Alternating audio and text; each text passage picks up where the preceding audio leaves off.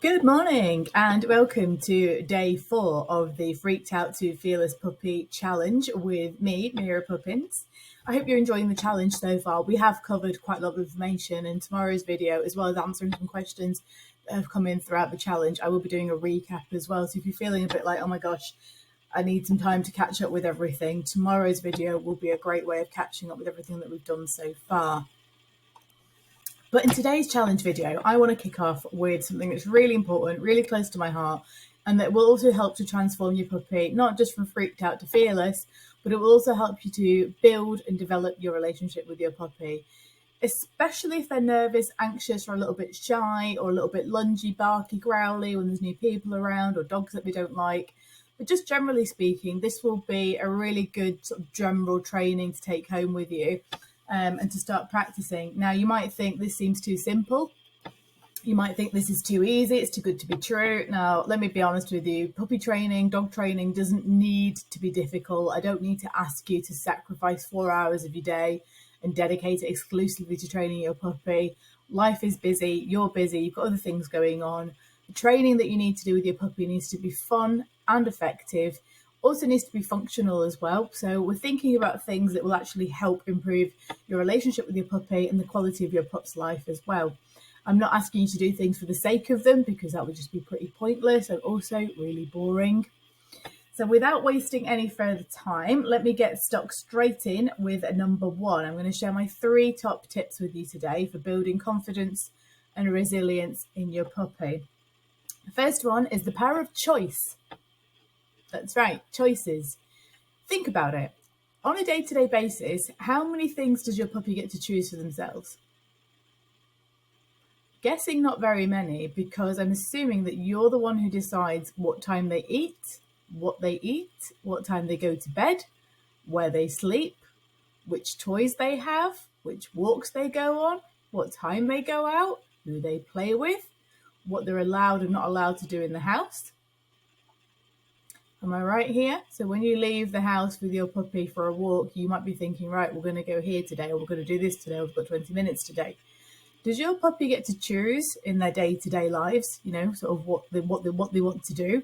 Now, I'm not saying that you should let your puppy choose to climb onto your kitchen countertops and steal food, or shred your sofa, or get into your, home office and tear apart all your cables and wires and things. But to a certain degree, it's really important that your puppy has the ability to choose certain activities, because this will give them confidence over their environment. It will give them control over their environment, as well as the confidence to make their own choices. Now, this is really important. Imagine you didn't have any single choice in what you ate, where you slept, who you played with, who you socialized with, where you went out, all these different things. You might start to feel a bit frustrated, or a bit like, I've had enough of this now. I wish I had a choice in what I was doing every day. So choice is really important. So think of simple ways that you can give your puppy a choice. Which chew do they prefer? Which flavour of food do they prefer? Would they like to go right or left when you come out the front door? All of these things are really important to building their confidence up. I'm just going to tell you a quick story. A little while ago, I worked with a gorgeous spaniel puppy called Winston. He's absolutely lovely, gorgeous temperament, really sweet, really loving pup. But he developed a massive fear of coming out onto the driveway, because he hated walking on the pavement near his home, because he was scared of the traffic. It was quite a busy road, big, farm machinery, that kind of thing going past. So he developed this really big fear of going out onto the driveway, and he'd only go out onto the driveway if the car door was open. And that's because he knew that if he jumped into the car, his lovely parents would drive him somewhere nice and quiet, like a field or, a nice park or something. And he could go and have a run around him, and he'd come home in the car and he wouldn't have to face his fear of walking on the pavement. Now, because he knew every single time that he went out onto the driveway that it meant something potentially scary was going to happen, he felt like he didn't really have a choice. So if he came out on the driveway and the car door was open, he'd jump straight in. If he came out onto the driveway, the car door was shut, he would just sort of cower in the corner of the driveway, not wanting to go anywhere, which was really quite sad. So we did some training sessions together, and his parents put in all of the work that I asked them to do, all the exercises, all of the homework that I asked them to do as well. Absolutely fabulous commitment from them. And within a couple of sessions, we'd given Winston lots and lots of choice about what was happening on the driveway, and he had full control over his environment. Now, by giving him the choice of what he wanted to do when he stepped out of the door and reconditioning his response, so the driveway didn't always mean the beginning of a scary walk on the road, he started to get a lot more confident, and his fears of walking on the pavement started to disappear.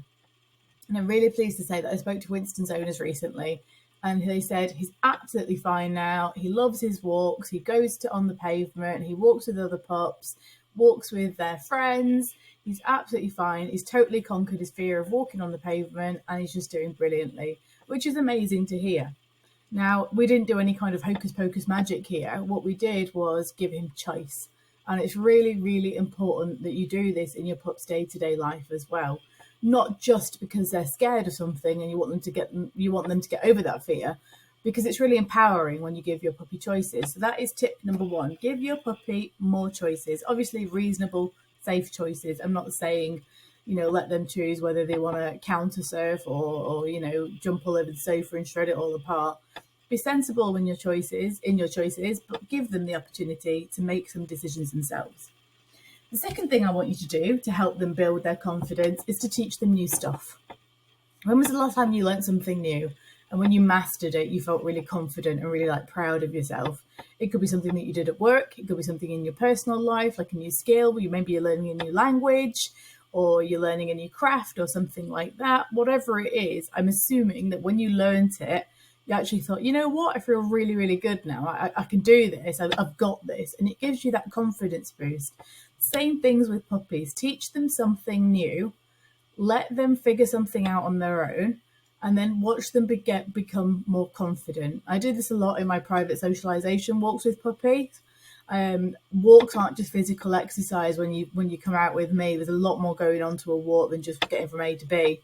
And I do include a lot of this sort of mental enrichment and mental stimulation into my private puppy socialization walks.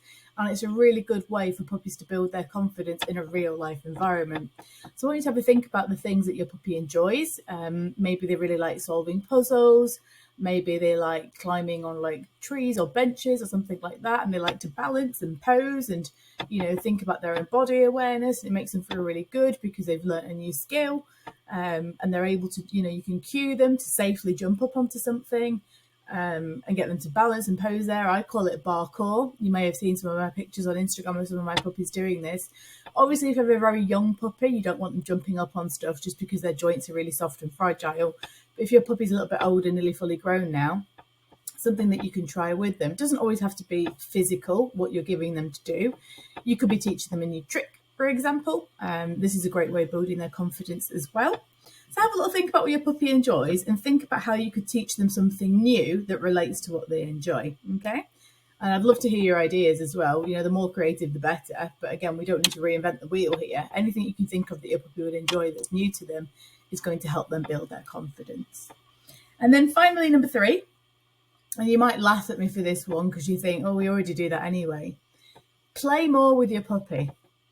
Yeah, play more, because play is a great way of bonding, relationship building. It's a great training tool as well. If you play the right games with your puppy, you're actually training them at the same time to do the behaviors that you want them to do. And again, it's great for your relationship as well with your puppy, because wouldn't you want to choose the person that's really fun to hang out with and play with and mess around with? Or would you rather choose to hang out with a person that's always shouting at you and telling you off and getting angry and you don't really understand what's expected of you? But play in the right way, it's absolutely brilliant for puppies. So they've actually done a study into this as well. And the study showed that when you've been doing some training with your puppy, after a training session, if you play a really fun game with them, the play acts as a positive reinforcer. And what it does is it just reinforces all that training that you've done and creates a really positive memory for pup. So you're actually not just building your bond, you're also reinforcing all the training you're doing with a really good play session at the end. Now, one thing I will say when you're playing with your puppy is if you really want to give them a confidence boost as well, let them win, okay? Playing isn't about you being better than them or throwing the ball faster, longer, harder, or winning the game of tug that you're playing with them. You want your puppy to be able to win these games so they feel like they're confident. they're like, yes, I won that, great. Because the same thing with us, when we win something, when we come first in something, it gives us a natural confidence boost. And the same thing happens to your puppy as well. So don't feel like you have to win every single time that you're playing with your puppy. If you have small children and they're playing with puppy, I would recommend toys with really long handles. I actually have on my website a section called Mira Poppins Recommends. I have recommended the best toys for your puppy in there if you have a look.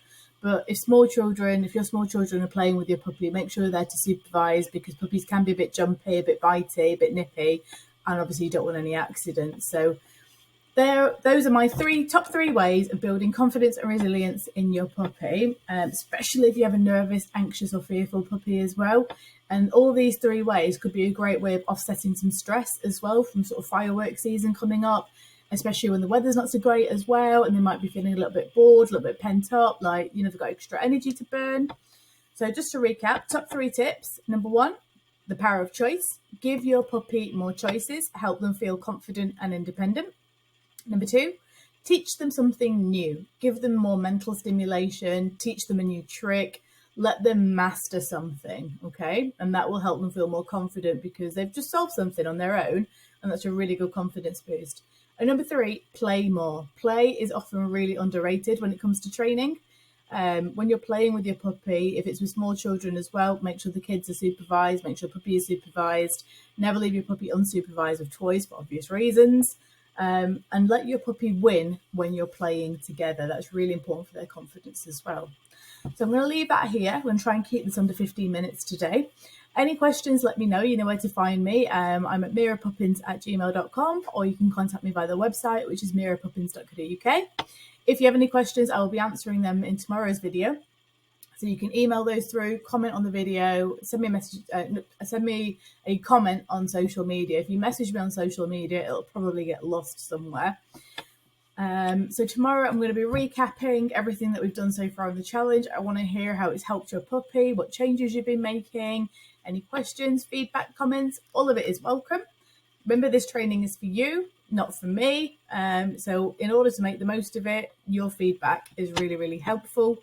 And any questions that you have that I can answer, I'd be happy to do that as well. Enjoy the rest of your evening.